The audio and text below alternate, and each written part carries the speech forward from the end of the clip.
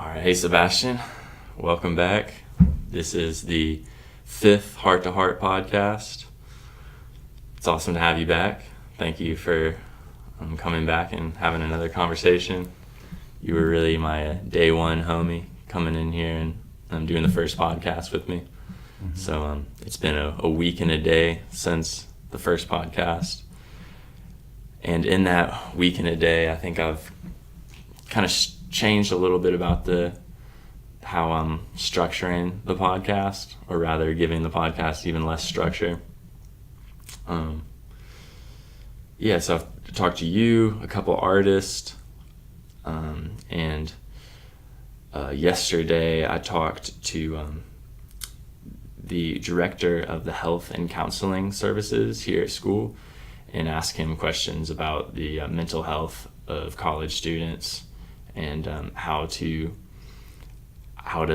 make the college experience better for college students. Basically,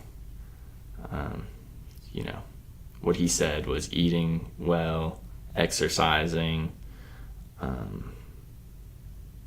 think limiting maybe the consumption of like substances that can create depression if used in excess. Like he mentioned weed and alcohol. The podcast is moving. I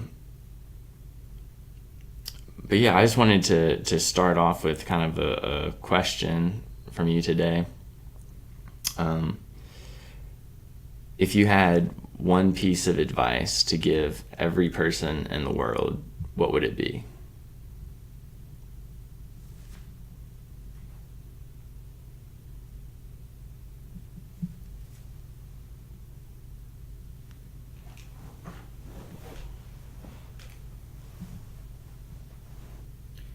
I would say to be total, to be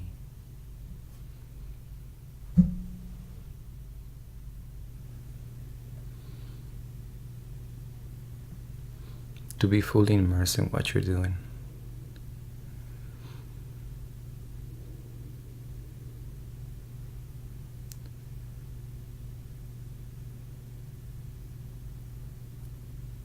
In the same sense, approaching it from another perspective, it would be live your life as if it's the last day of your life, as if you're gonna die tomorrow, because you never know. And that allows you to be fully invested into what you're doing, and to make every day count.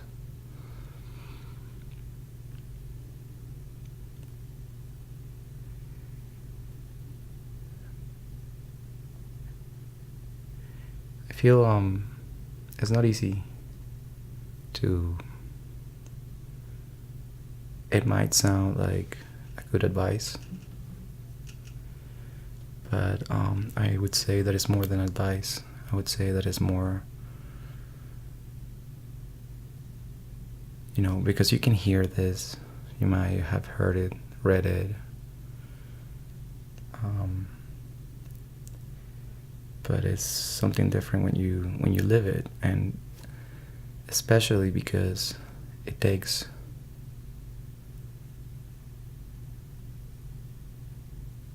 great courage to live that way.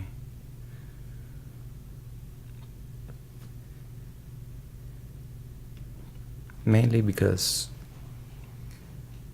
we're accustomed to kind of compartmentalize our interactions with people based on how they're going to perceive this. We basically, for the most part, live our lives in the eyes of other people. We look for validation in the eyes of other people. It's rarely when you come across a person that lives for him or herself.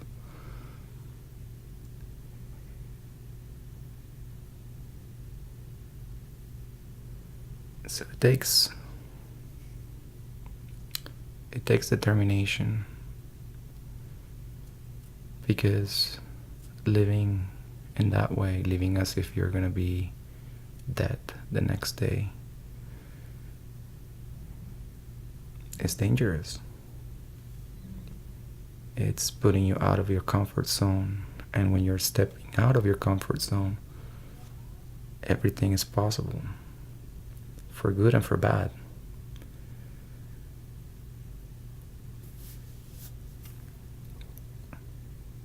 So for good,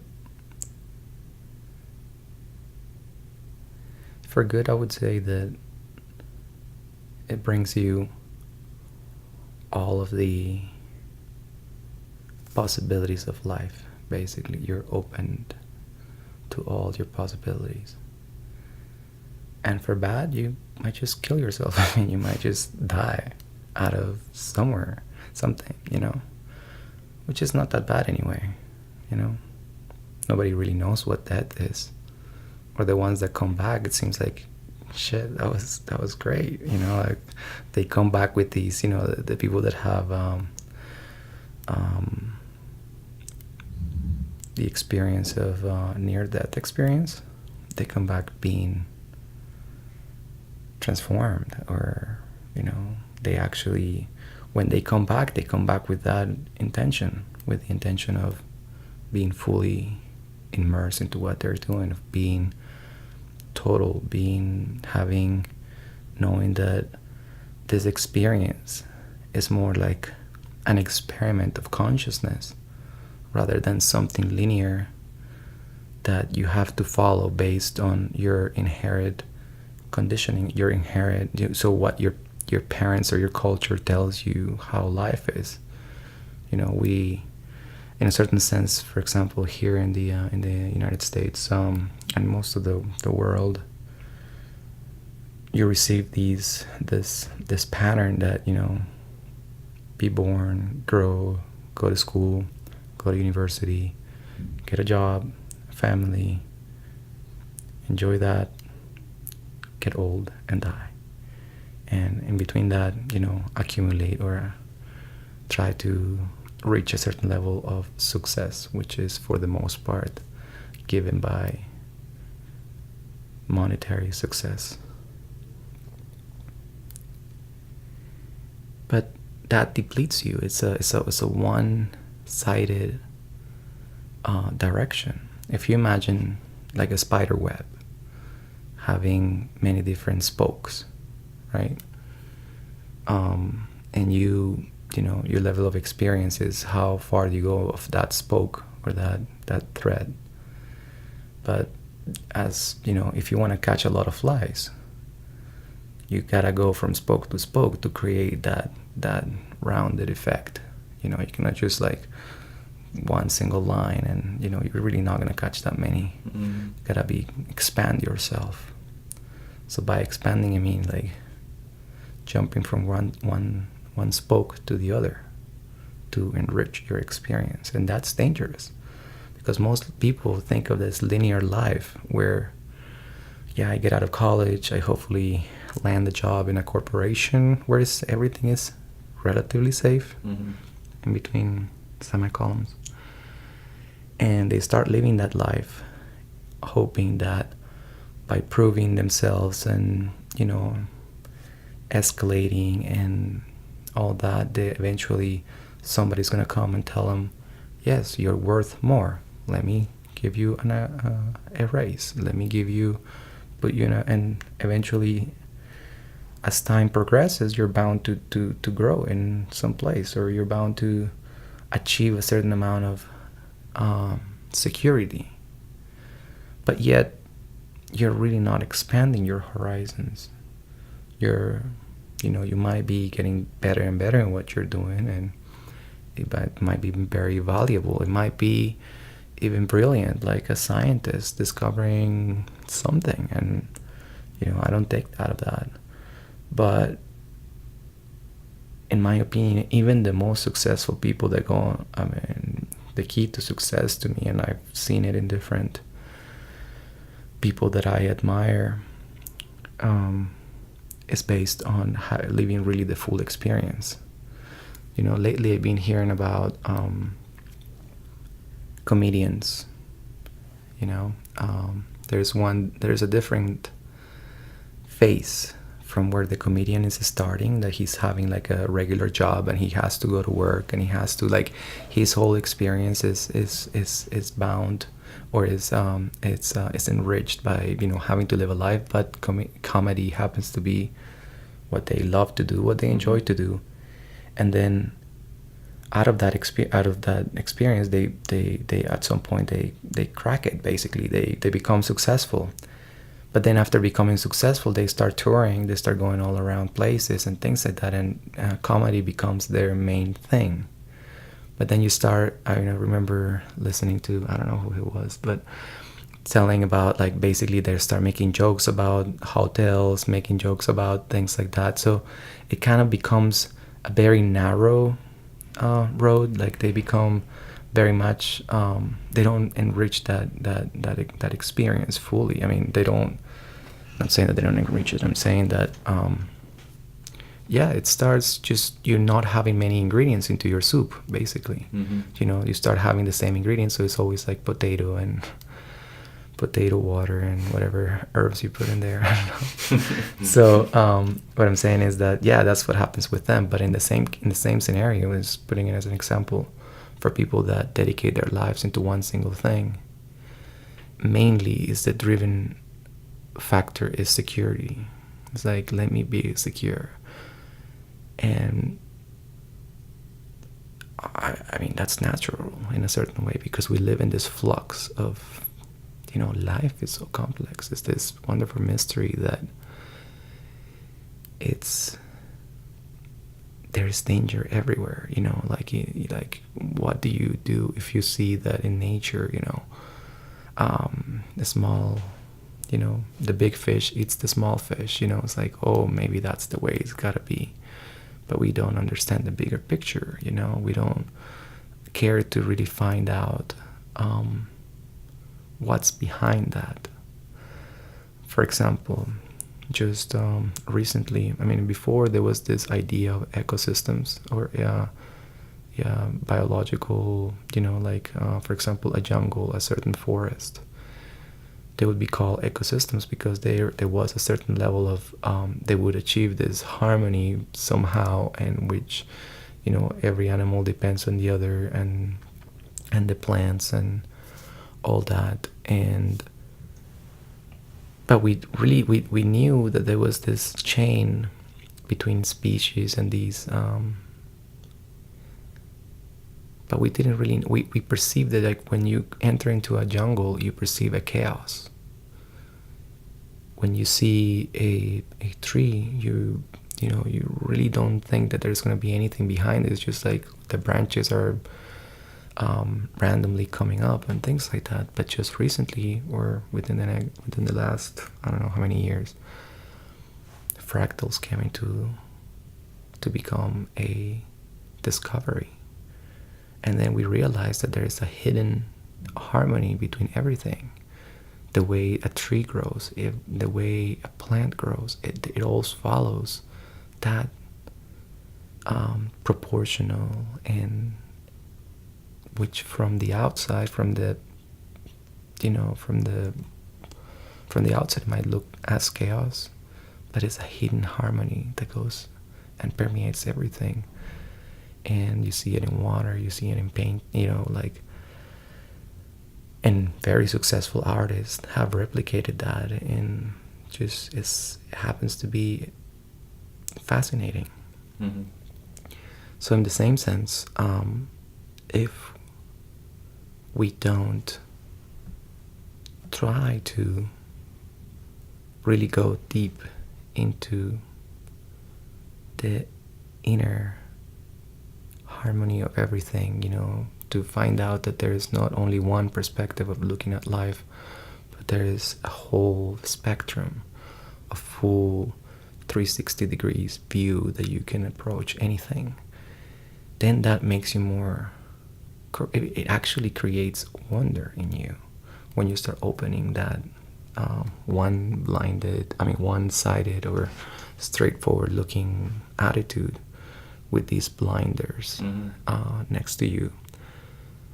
You know the idea of blinders, right? Yeah, like one-track vision. Yeah, when horses, so that horses, whenever they go outside in the streets or things like that, they put these blinders so that they don't get scared with things. So that's sort of what happens, when people start looking just in one direction. Okay, success is going to be this and that. There's a certain amount of like security in having on those blinders, but it's really false security if you're looking at it in the way that like you're just trying to live the best life possible, because it's very like limiting, I think, having on those blinders, like, and I guess for like I've been able to spend at least enough time in my short 22 years to find certain patterns within myself, and one of those patterns is that every time I try to put on those blinders and have that one-track vision, I just reject it. I like freak out. I get really I get kind of like depressed. I get sad. I lose like the meaning of life. And so more recently I've just been like, all right, I'm just going to do whatever I feel like doing in the moment and not worry about the end result as much as worry about how I'm feeling in the moment. Am I happy getting up and going to school with 5 hours of sleep? Maybe not. Maybe not. But yeah, I am happy to get up and come to school with 5 hours of sleep to do this podcast. So it's about, I'm trying to figure out a way to like make my life into what makes me most happy, I guess. But anyway, yeah, I really like what you were saying though about, kind of like the risks that must be taken in order to live the best life possible. I was talking to the health and counseling guy yesterday over at the UNCA department, and like one of the things he was talking about when I asked him what's the meaning of life, one of the things he brought up was taking risk. You have to take risk in order to have a happy life.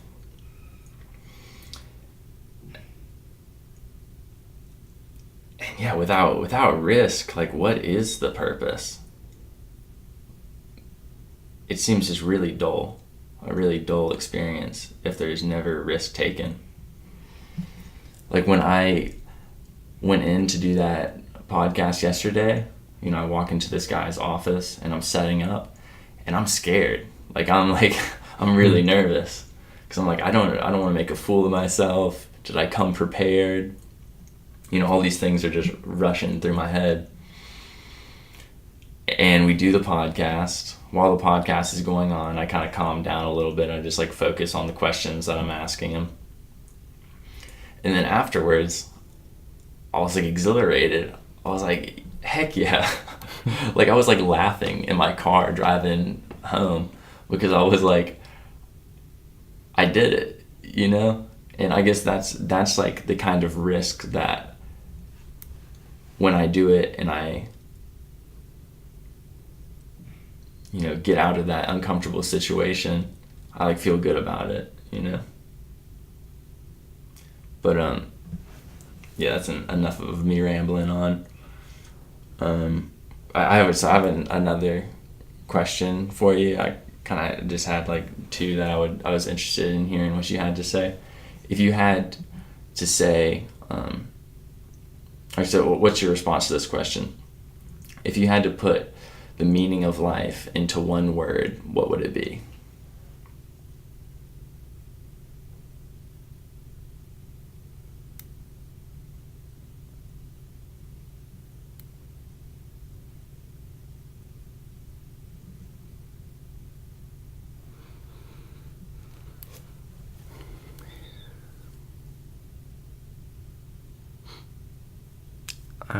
There's a problem with the question. Because to me, life has no meaning.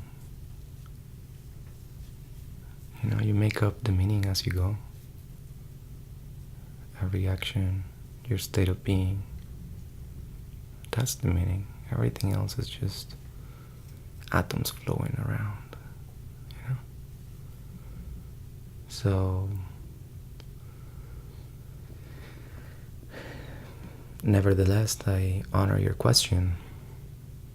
And I would say if this whole experience is just particles floating around, that, as has been proven scientifically,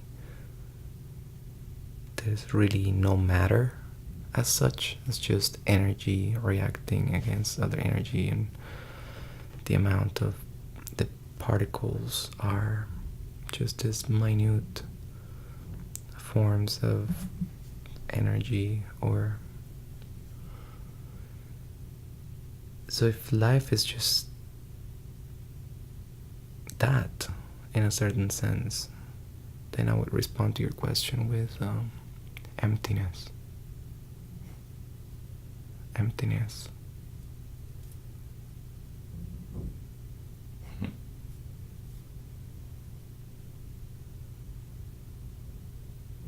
Yeah, thank you for that.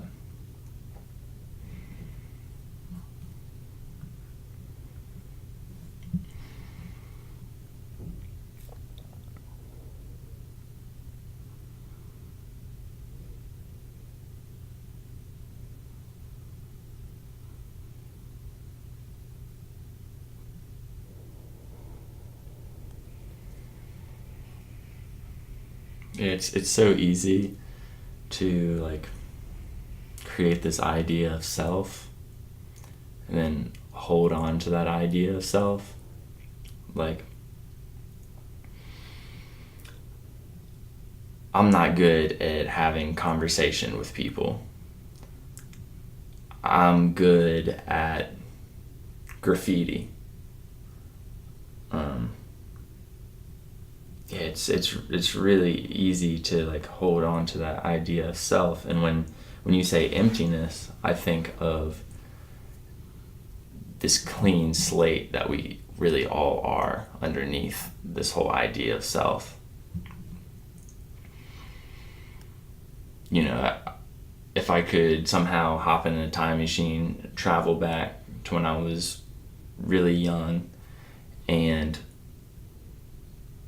somehow tell myself, like find myself somewhere when I'm, 8 years old, and tell myself, hey Conrad, you are going to be an amazing painter one day. You have everything that it takes to be a great painter. I see it in you. You're going to be a great painter.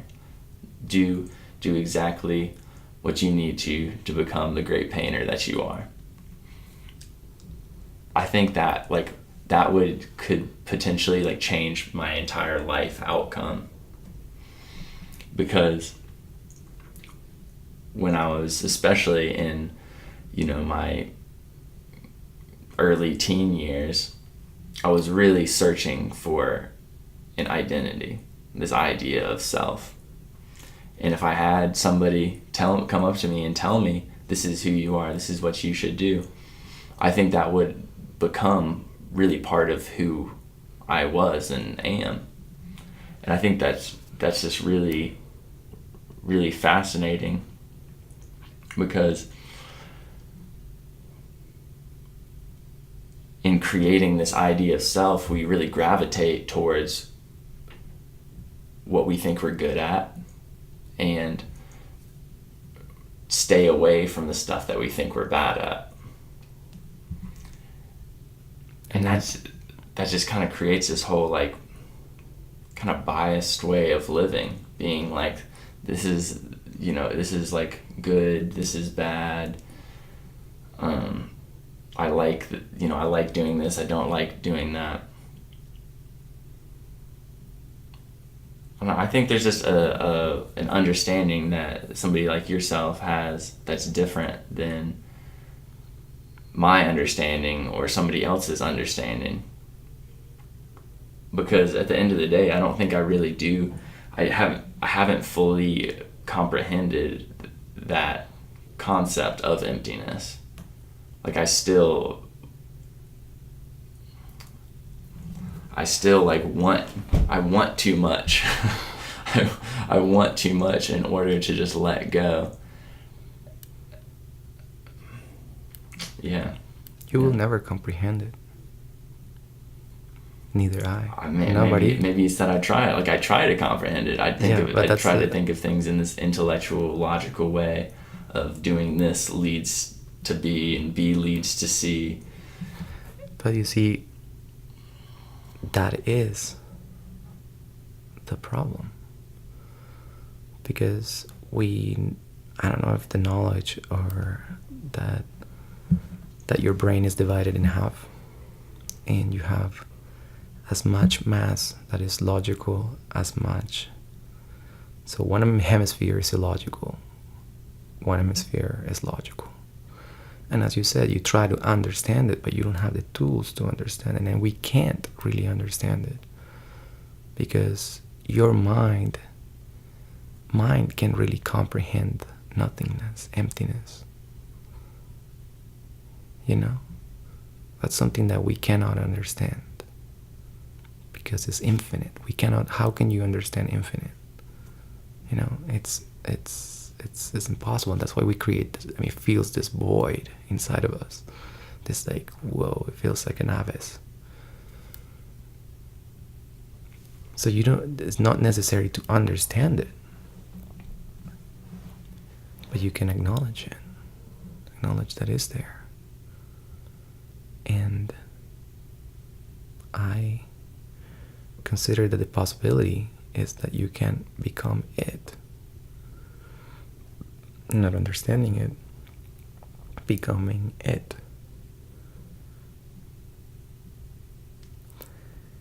You know, recently, one of the persons that I try to follow, or I say I admire certain people, and I say I follow certain people as far as for different reasons, trying to perceive things from different aspects. One of the persons that I follow is Michio Kaku, this physicist. He's actually a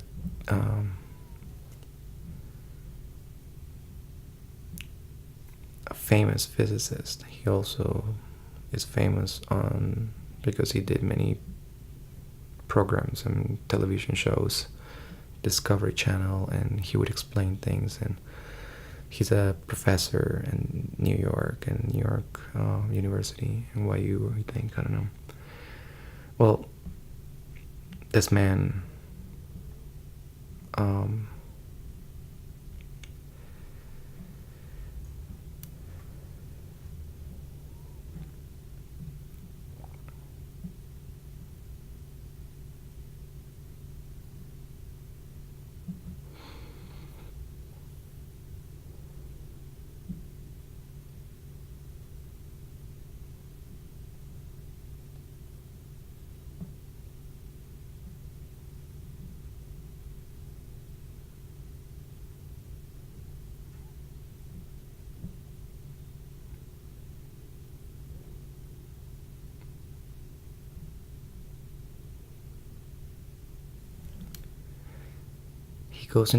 he has access to different universities and in the most advanced laboratories.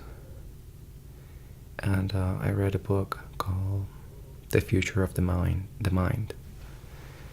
And because he has that very VIP access, and he reports it to the people, to the public, instead of just like relying on the news, like how we normally get information from Facebook and things like that. I think it's, very important to find your sources. So this is one of my sources. And so basically he goes into these laboratories, and it's proven that actually you scientifically can implant thoughts. You can record thoughts. Let me say that. Record thoughts as of now.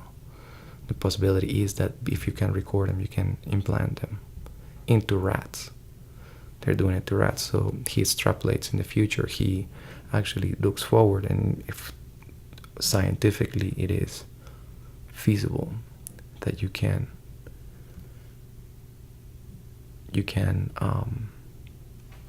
record thoughts, and in the future we will be able to manipulate or implant thoughts, or which is crazy. But the point of this is that if you can record thoughts, then thoughts are material. So there's, although it is one of the subtlest ways of energy, they are material. They have a certain sense of matter. You can, if you can record it, it's like sound, you know. It's like if you can record sound, but if you don't see it, but it's material, because you know if somebody's talking. So through thought, so there's two. Then there's two possibilities: either the manifested and the unmanifested. There is the emptiness and somethingness, you know. So through thought, you cannot approach emptiness, because they're two different things. So the only way to be is to understand, or no, not understand, but become emptiness. Feel emptiness. And that has been, as in the East, as in the West, we have decided to go outside and prove things pragmatically, and to do science, which science is basically the science of the outer. Science is the science of, okay, what does the observer consistently experience? That's what an experiment is. If there is a certain congruency and an experiment yields the same results, then it's scientifically proven in the outer world. In the same way, on the East, for thousands of years, they approach it into the other direction, into the inward direction, the inner world. So they were the scientists of the inner. And they say that, yes, you can become emptiness. And if you are open to those possibilities, you might experience them and realize that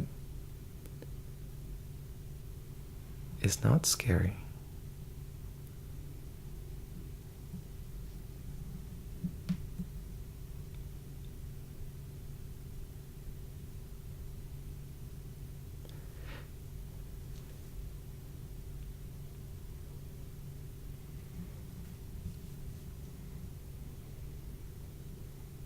So what's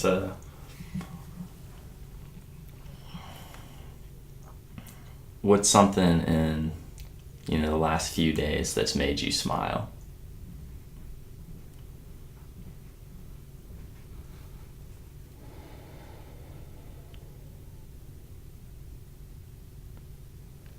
I just got back my motorcycle from the mechanic after 3 months. So she's my baby, You got your steed back. Got that rumbling beast between my legs, Yeah. Something that made me smile recently was my roommate Sydney and I. Last night we just sat around the kitchen table and we just laughed a bunch, because we'll just be having a conversation and we'll just start making funny faces at each other, and we make these bizarre jokes and stuff. I put a pineapple on my head and then pulled my shirt up over my face. I was I had the pineapple head. And I was waving my arms around. It was absurdity, it was absurd. It was hilarious. And one of the guys that lives upstairs from us came down, and he saw that we were playing with the pineapple, and we'd just been sketching all these little weird images and stuff, and we started a house comment box, so we were writing each other comments, stuff that we wouldn't want to say to each other directly, which is just like a funny thought that we'd like live together but not, say things that we feel about each other. So it's a joke. But he came down and he was like, "Dang, y'all must have been really bored." I was like, no, this has been a great night. To each their own.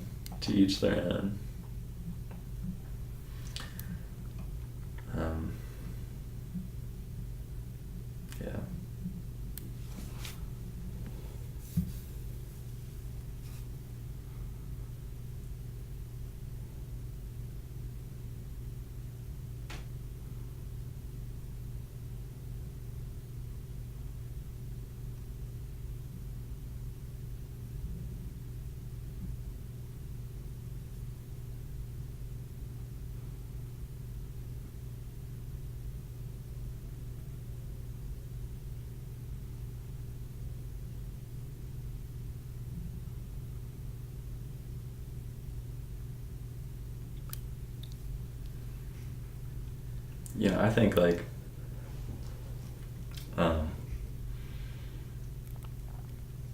like patience is like one of those like disciplines of life that has such like great reward.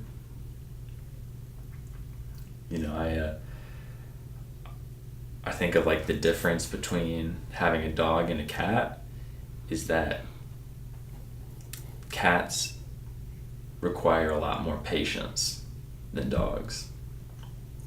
Like my cat Tokyo, some days he'll come up to me and he'll be the friendliest cat ever, and I'll get to pet him and he'll lie in my lap and it's great. I've had like a long day or something and Tokyo just comes over and just gives me all this loving. And other days he'll see me walk in the door and he'll just walk the other direction. And I'm like Tokyo, what's going on? Like, don't you want to like get pet and lie in my lap and I'll watch like YouTube videos or something? But I think Tokyo has been a really great influence in my life for that reason of just really like having patience with something, having patience with a cat, having patience with a person. What's patience for you? Not needing like an immediate stimulus from what I want a stimulus from, I guess. Like, I think like love takes patience.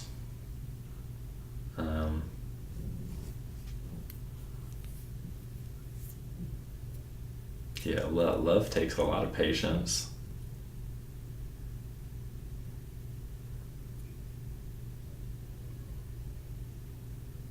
Because like I'm trying to really like love Tokyo, and since I really love Tokyo, my cat, I have to understand that some days he feels like getting pet and some days he just wants to go outside and chase rabbits around.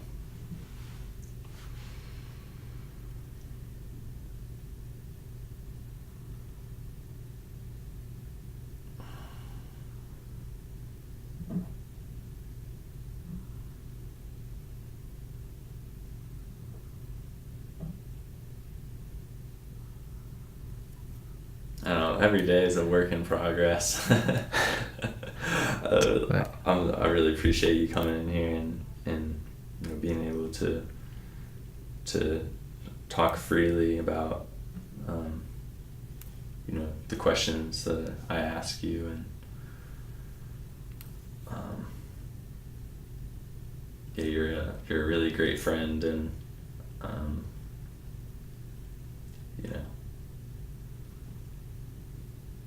think you've had an influence on my life that I see as being really positive.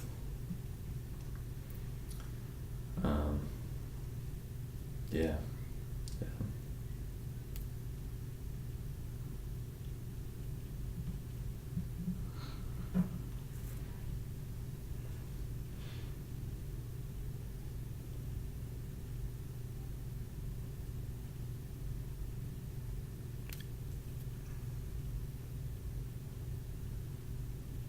So after some conversations, I walk away feeling like I know something, and after other conversations, I feel like I don't know something. After which conversation? After some just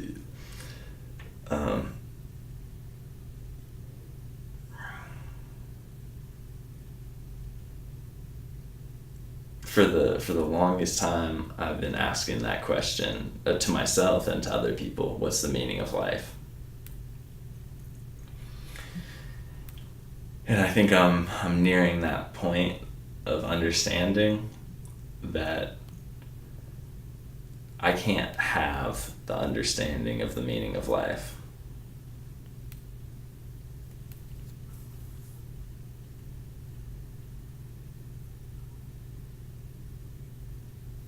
And that totally goes against everything that I know in a way. And I think this part of my life in the next years of my life, there's gonna be a lot of learning, kinds of learning that I haven't picked up from being in school.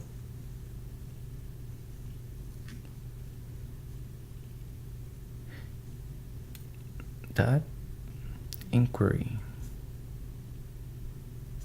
about the meaning of life says a lot. Only few people ask that question and create that inquiry within themselves. And in itself, that inquiry, it's a paradox. Because you can ask a question, but it doesn't have an answer.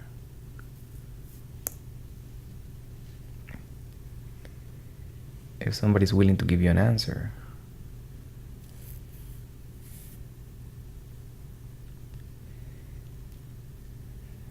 they have no idea. Well, I read a little book by the Dalai Lama maybe 10 years ago or so, and like on the first page of the book he talked about the meaning of life, and that he said the meaning of life was happiness, and that everything in the world is looking for a certain state of contentment. So that state of contentment changes for everything. A bee's state of contentment could be finding pollen and going back to the hive and working a part of the hive. Maybe a beaver's contentment could be building a dam. You sure that's what he said, or that's what you remember? Huh? Are you sure that's what he said, or that's what you remember? I think he did. He said contentment. Contentment? That's like that state of like happiness is what everything is looking for. Then he's a fool. Well, I mean, he's writing a book that a lot of people are going to read all over the world. That's the problem. Because I mean, it's I think he maybe he used the words that he did because he wanted to help people in the best way possible, and he wanted to write something that was digestible. But you can't do that with the mystery. And for the most part, the people that have breakthrough, that have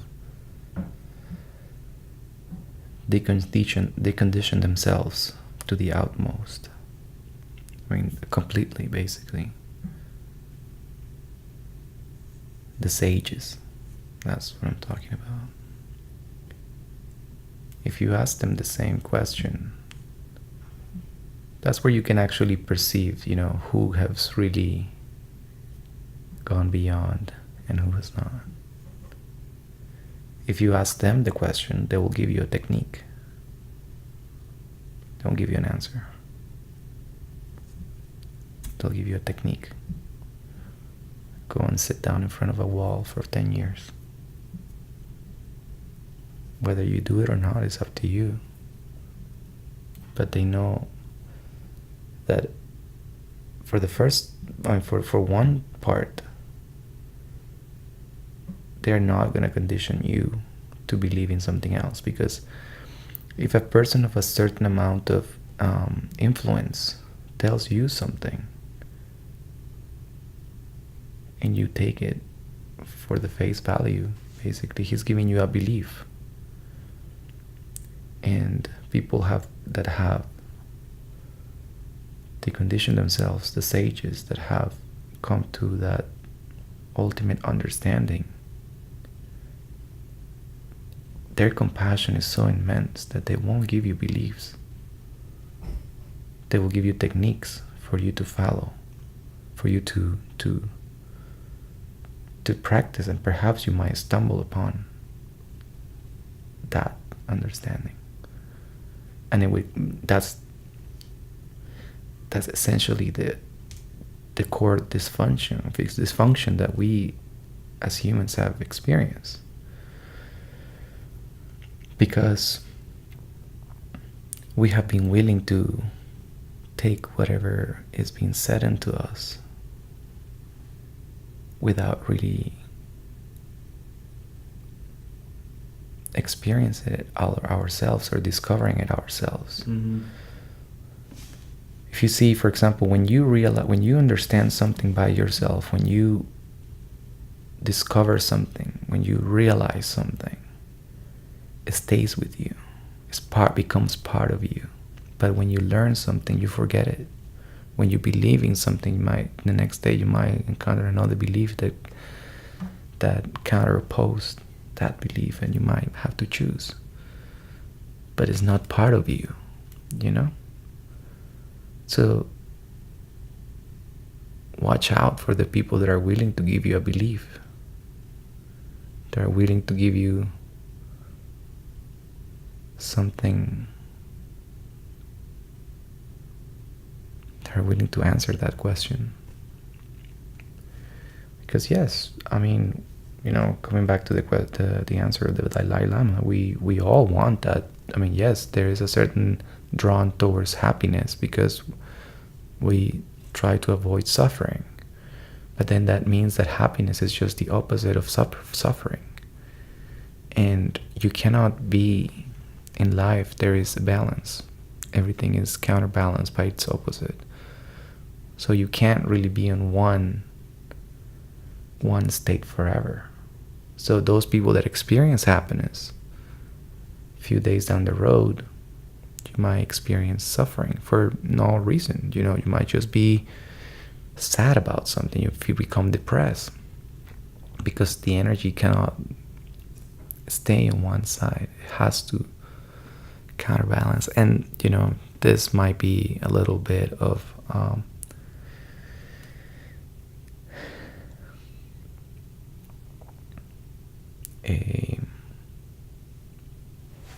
statement that might be too heavy for anyone. For people to digest in a certain way. Yes, okay, how is it that things balance? How is it that? But to me, and scientifically, there's pointers towards that. So in a dichotomy, if everything has its polar opposite, if you're living in a duality, this experience is a duality. Everything is, you have thirst, you quench your thirst. You're sleepy, you sleep. You know, if you're tired, you rest. I mean, if you're very active, you need to rest. Mm-hmm. If you work a lot through a day, you need the night. If somebody deprives you from sleep, you go berserk, basically. So that kind of sort of hints us of what I'm saying. You can't really be active all the time. You need to come back to a rest. So the opposite of happiness will kick in whenever you have exhausted that. Mm-hmm. So then that becomes limited. That's why the sages have pointed to the middle path, the middle ground. And so it's not happiness. It feels more like content might be closer to it. But still, content sounds like you have to settle for something. You have to, try to say like, yes, this life is what it is. I'm going to be content with my experience. But that's limited. That's shallow in a certain way. You are in the middle ground when you understand both sides of the opposites. When you understand the good and you understand the bad, and then you transcend. So you're in the middle. So if you understand that by working and spending a lot of energy into something, you might need to come back to rest, then you would, if it's for the best of cases, you would try to maintain a measured approach, a middle ground path towards what you're trying to achieve. So it's understanding that really creates the depth and allows you to be at peace. Because, for example, that pursuing success or pursuing money or accumulating, it's taking all of your energy in that one single direction. But in the other spectrum, you see, in the other side of the spectrum, you see that if you don't do anything, you become homeless, you might go broke and be sad. But then you understand that, that these are two polar opposites, and that there is something in between, which it's, again, understanding. Understanding is liberation.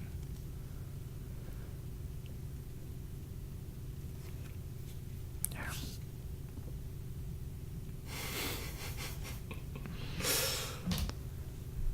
I'm starting to be concerned about time because I know you have to. That's why I didn't want to, like, having that thought, that conscious thought that we're constrained. I can't really elaborate. Kind of like it's not like there's gonna be like an immediate insight. Yeah.